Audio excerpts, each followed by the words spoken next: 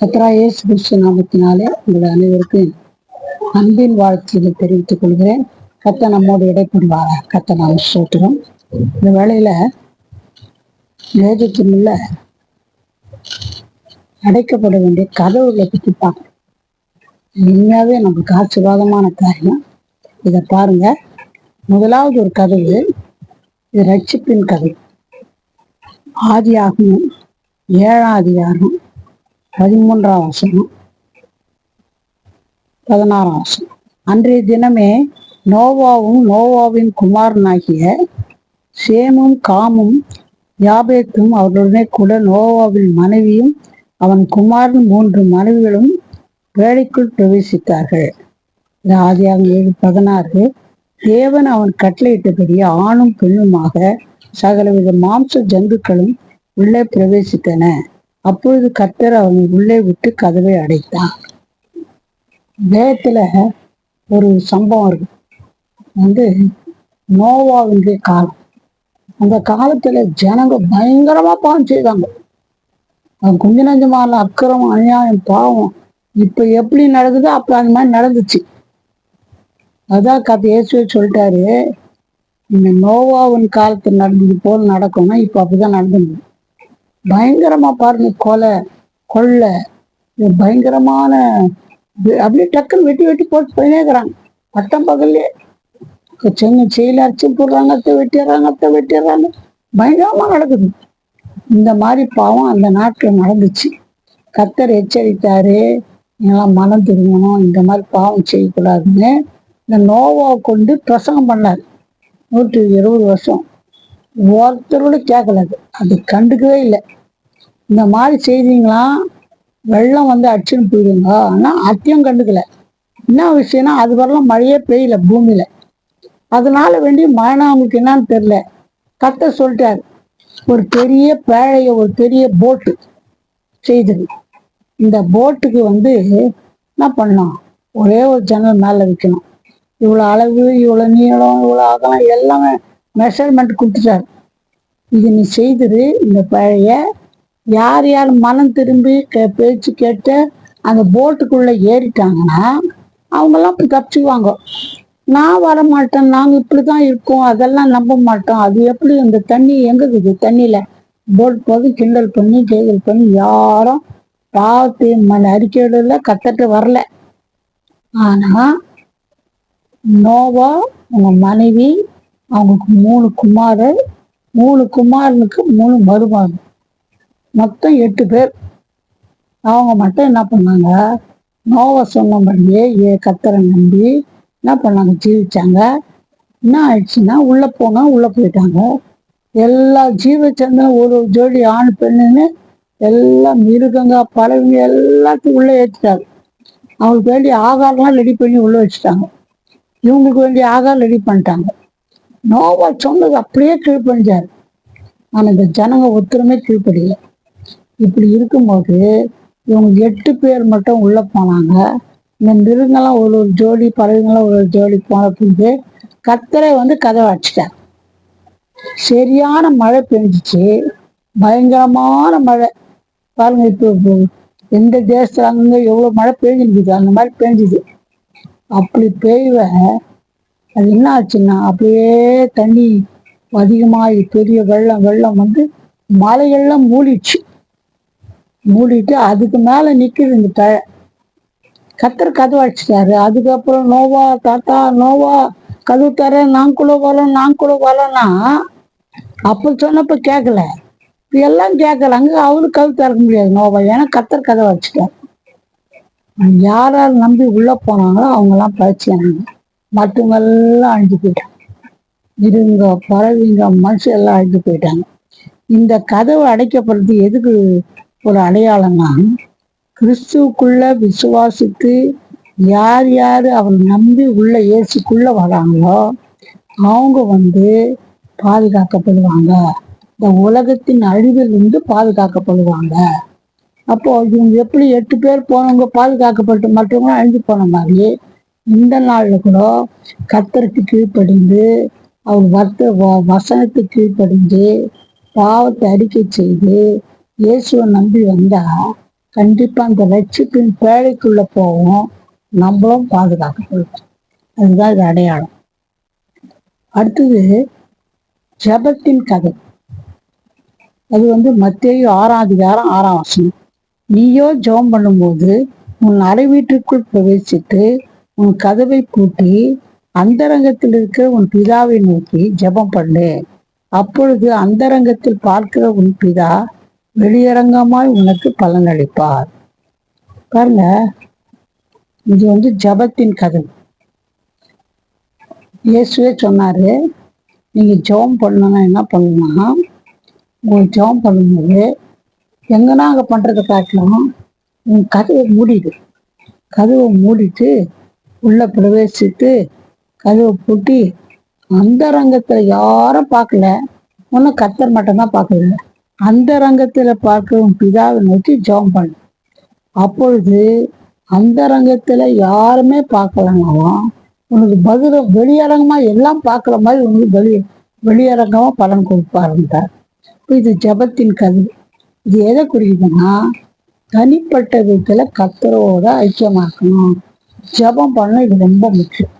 பாருங்க, அதிகாலையில் எழுந்த உடனே என்ன பண்ணலாம், நல்லா கர்த்தரோடு தனிமையா ஜெபம் பண்ணலாம்.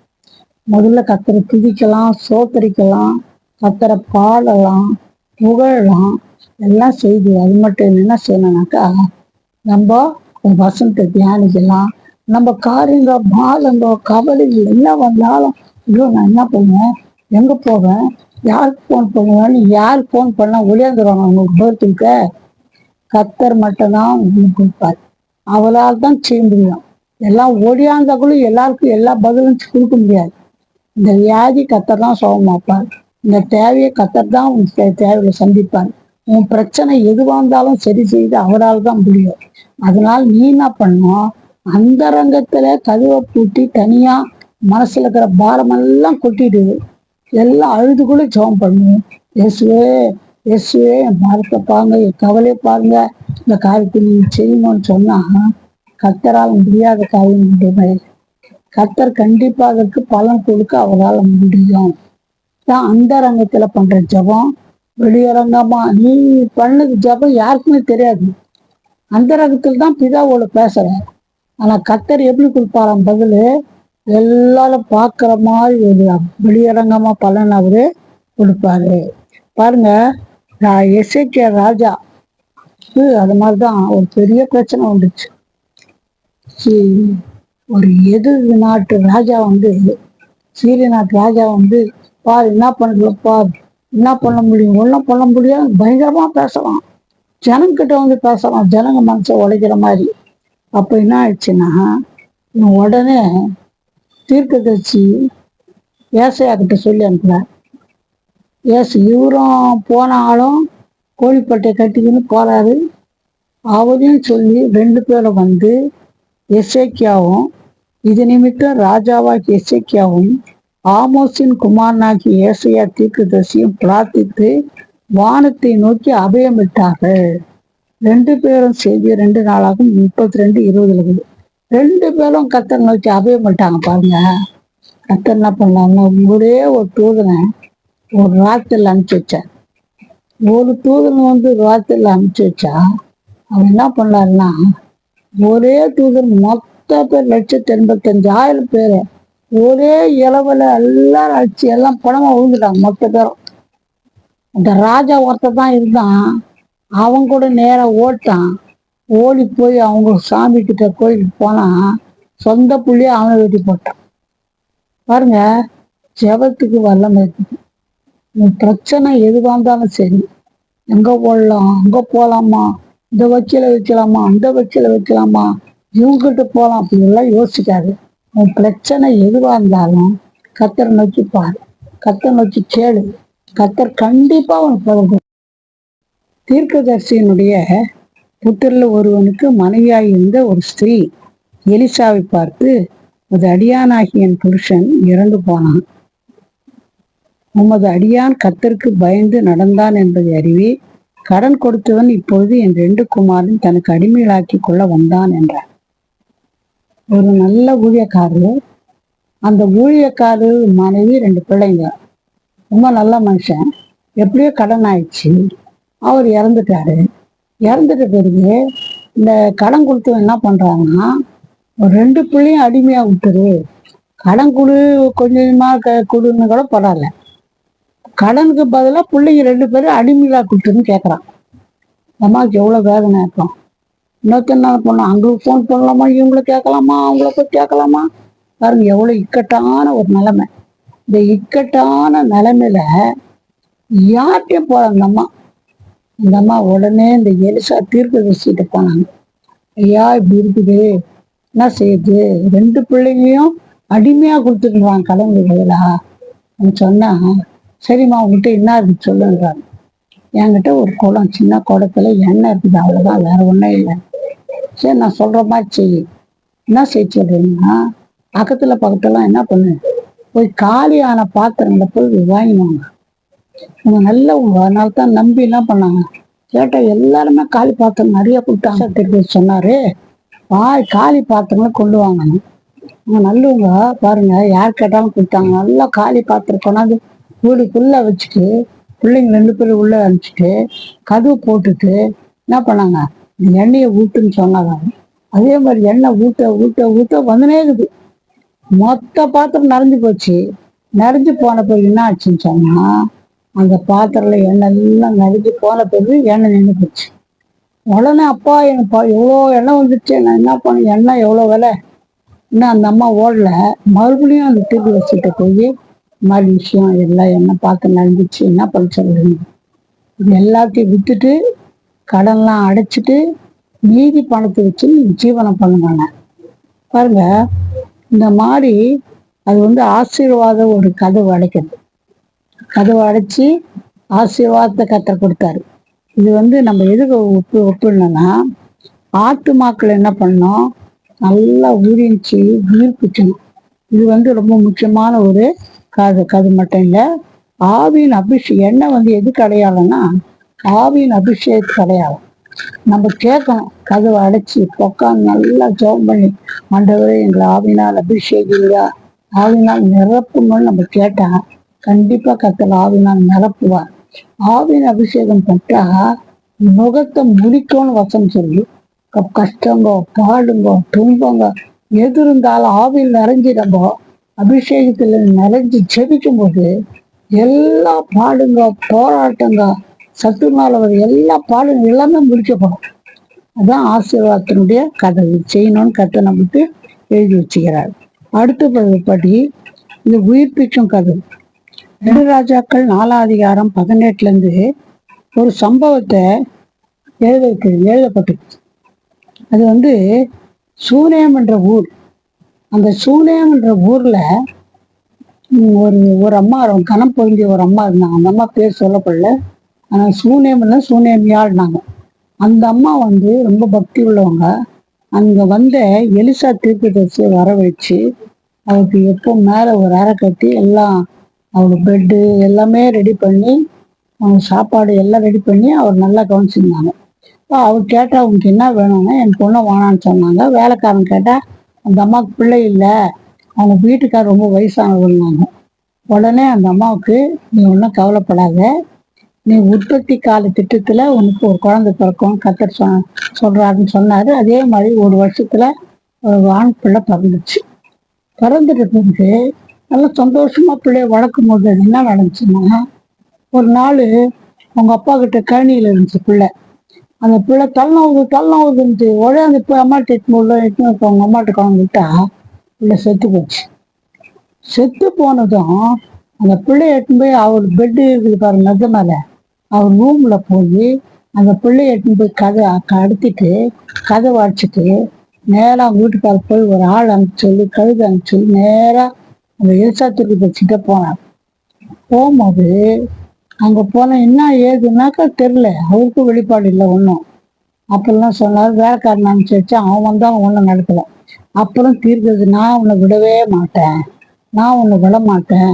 அப்பயே சொன்னேனே, நான் என்ன பிள்ளை கேட்டேனா, நீ தானே சொன்னீங்க, எப்படி எங்கள் பிள்ளை நீ வந்தா விட நான் விட மாட்டேன்னா. உடனே அவர் தீர்க்கதரிசி வந்தாரு. என்ன பண்ணாருன்னா, அந்த கதவை திறந்து என்ன பண்ணாரு, அது உள்ள போய் அவங்க சுற்றி சுற்றி வந்து அந்த பிள்ளை மேலே குவிந்து அப்புறம் ஜெபம் பண்ணாரு. ஜெபம் பண்ணா அந்த பிள்ளை உடல் உயிரோடு எழுந்துட்டான். பாருங்க, அப்படி உயிரோடு எழும்புற மாதிரி ஒரு அனுபவத்தை கர்த்தரே கொடுத்தாரு. இது மாதிரி கொடுத்ததுனால இது எதுக்கு அடையாளம்னு சொன்னா, வந்து ஆத்துமாக்களை உயிர்ப்பிக்கல தேவ ஊழியத்துக்கு அடையாளம். இப்போ ஆத்துமாங்க, செத்து போன ஆத்துமாங்க எவ்வளோ பேர் உலகத்துல பயங்கரமா பாவத்தை செய்து செய்து பாவத்துல இறந்து போன ஆத்துமாங்க. இந்த ஆத்துமாங்களை உயிர்ப்பிக்கணும்னா கதவை அடைச்சி ஜெபிக்கணும். முக்கியமா எல்லா விசுவாசியும் ஊழியக்காரனும் ஜெபிக்கணும். அப்படி ஜெபிக்கும் போது கண்டிப்பா கர்த்தர் என்ன செய்வாருன்னா ஆத்துமாக்களை உயிர்ப்பிப்பார். இது நம்ம செய்ய வேண்டிய ஒரு கடமை. அப்போ இது கர்த்தர் நம்மிடத்துல எதிர்பார்க்கிறார். இது கர்த்தர் ஆத்துமாக்களுக்காக பாலப்பட்டு ஜெபிக்கிற காரியத்துக்காக இதை கர்த்தர் சொல்றார். அடுத்தபடியாக மனவரை கதவு. இது ஒரு மத்தேயு 25ஆம் அதிகாரத்துல சொல்லப்பட்டிருக்கு. இதுல என்னன்னாக்கா, இந்த மத்தேயு 25ஆம் அதிகாரத்துல நம்ம பார்க்கும்போது பரலோக ராஜ்யத்தை குறித்து ஒரு உவமை சொல்லப்பட்டிருக்கு.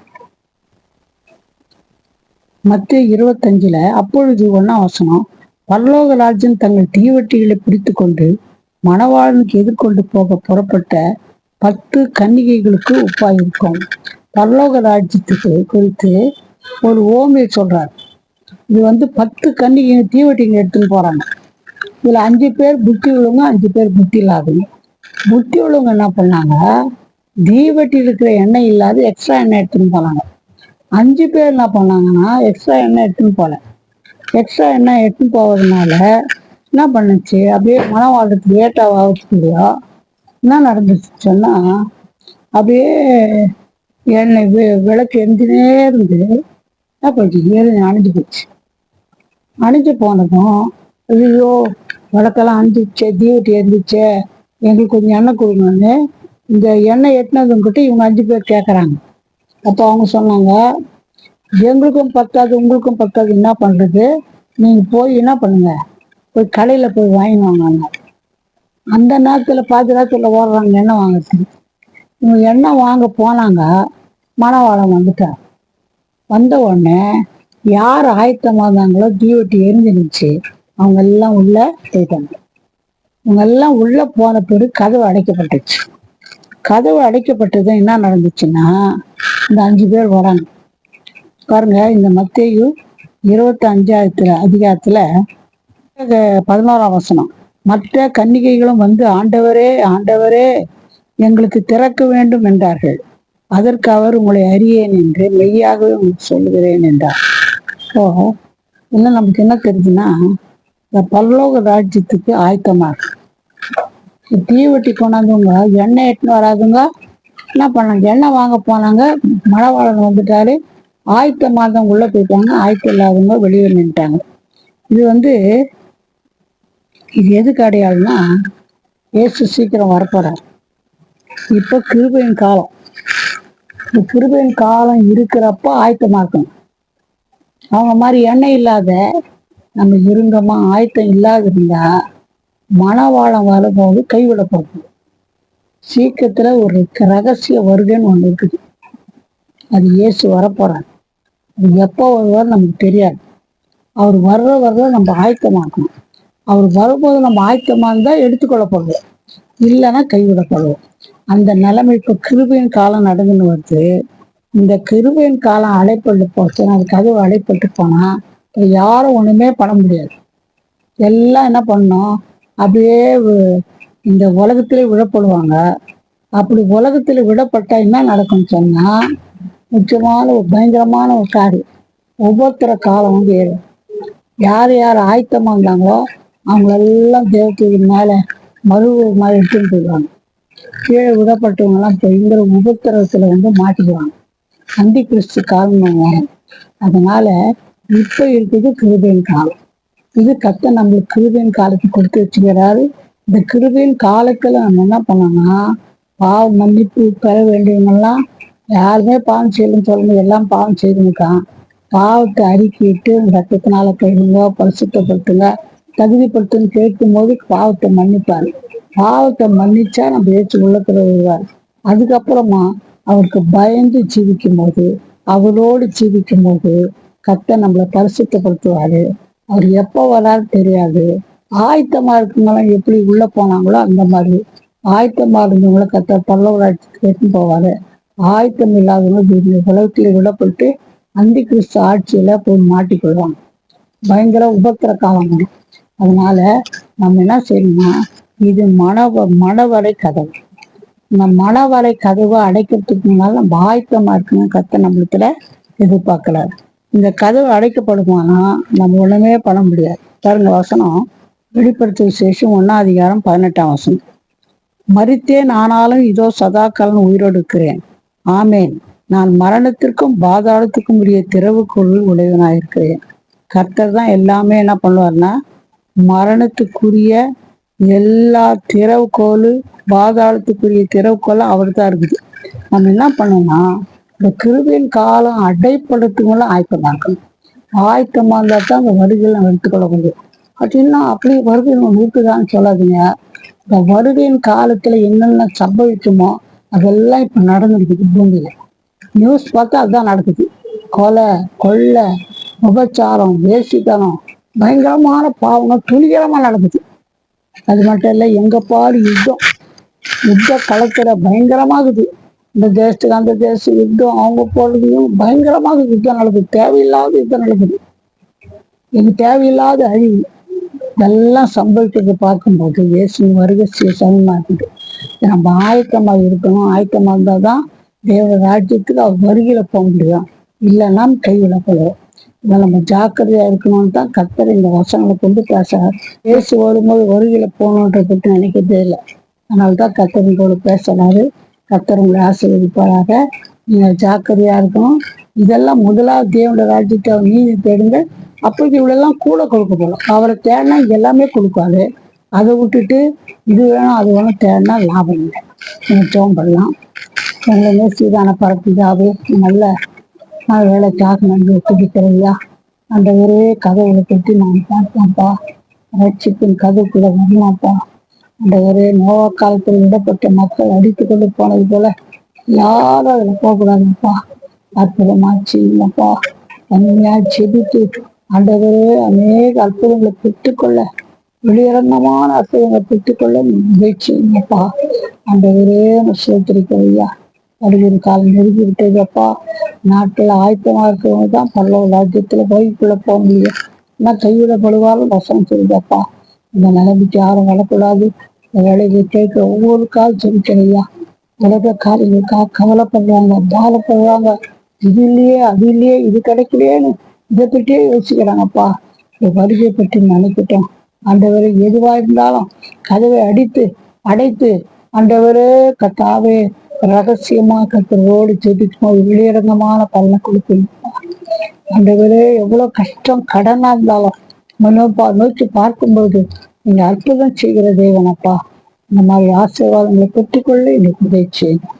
நாம் மைப்படுத்திக் கொள்ளுங்க. பெரிய காமிச்சு ஒருவராவது வருகிற கைவிடப்படுகிற நிலைமைக்கு வராதபடி இந்த கிருபையின் காலத்திலே மனம் திரும்ப உதவி பெரிய காமிச்சு இயேசுவின் நாமத்தில் ஜனம் கேளுங்க. ஆமென். God bless you.